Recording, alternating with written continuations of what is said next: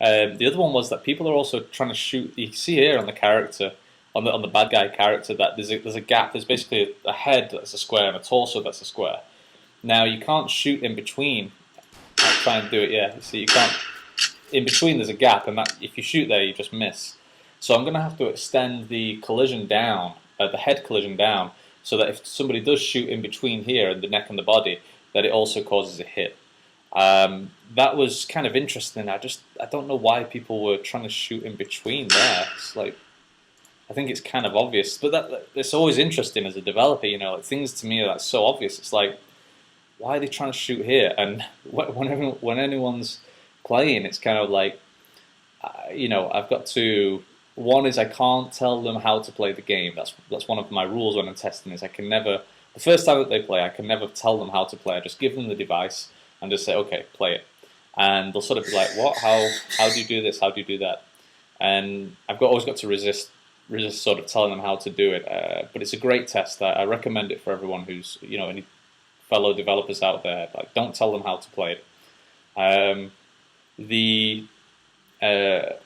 The other thing is that I've got to kind of resist, like, put my own ideas aside when I say, like, why are you shooting the neck? I don't get it. What are you doing? I might get a bit frustrated with that. So I've got to basically, like, tell people to, I've got to calm down and sort of say, okay, that's why they can't do it, and I'll understand that. Okay, everyone, so I'm back. Just continuing on the list of things that I had as feedback from some friends that I tested on just yesterday. One of the points was as well is that they said they thought that maybe the characters should have some more more human characteristics like animation, arms, faces.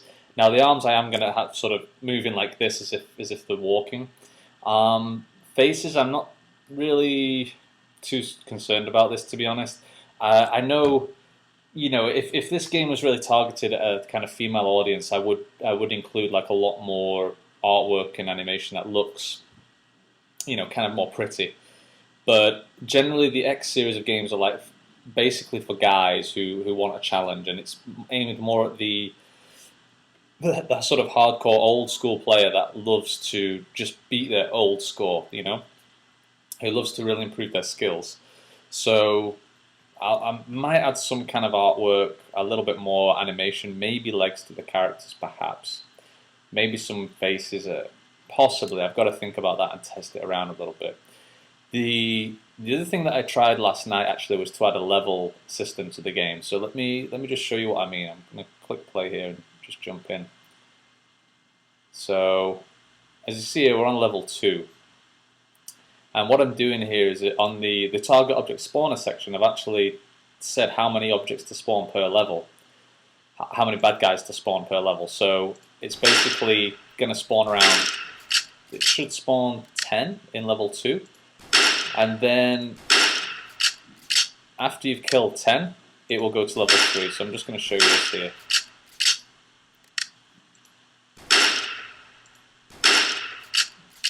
Okay, let's kill this guy. Alright, so level complete, click next level, boom, level 3 comes up. And now in level 3 is you basically get 15 guys to kill, and they also move faster across the screen.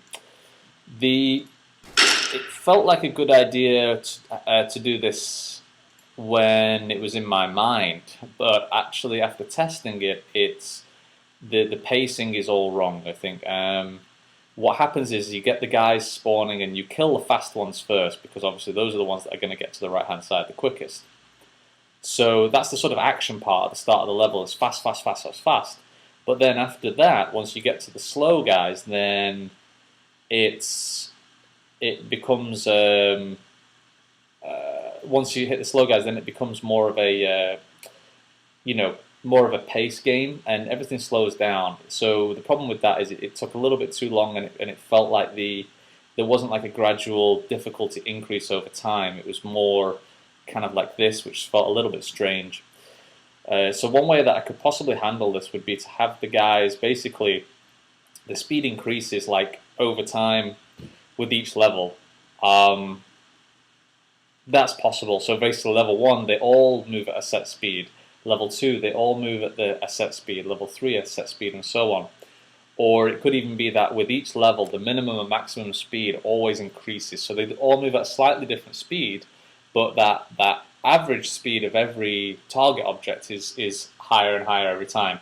And then that gives us the levels. The reason I wanted to have like a level or a next stage is because it gives, the idea is to have a pop-up and say, hey, kill 5 bad guys, kill 10 bad guys, kill 15. And there's much more direction in that. I find that players respond better when they have a clear direction. You know, what a lot of players say to me with the X series of games is okay, when's the next level? When is it game over? There is no game over. It's just get as far as you can. It's like an asteroids game. You know, you just go forever and ever, or play as long as you can. So that's one of the things that I'm trying to think about. The other thing with levels as well is that there's a sense of accomplishment. When you get to level 2, 3, 4, 5, and so on, it's like in Bejeweled. Bejeweled has level 1, level 2, level 3. Now they're all the same and they can go on forever, I believe.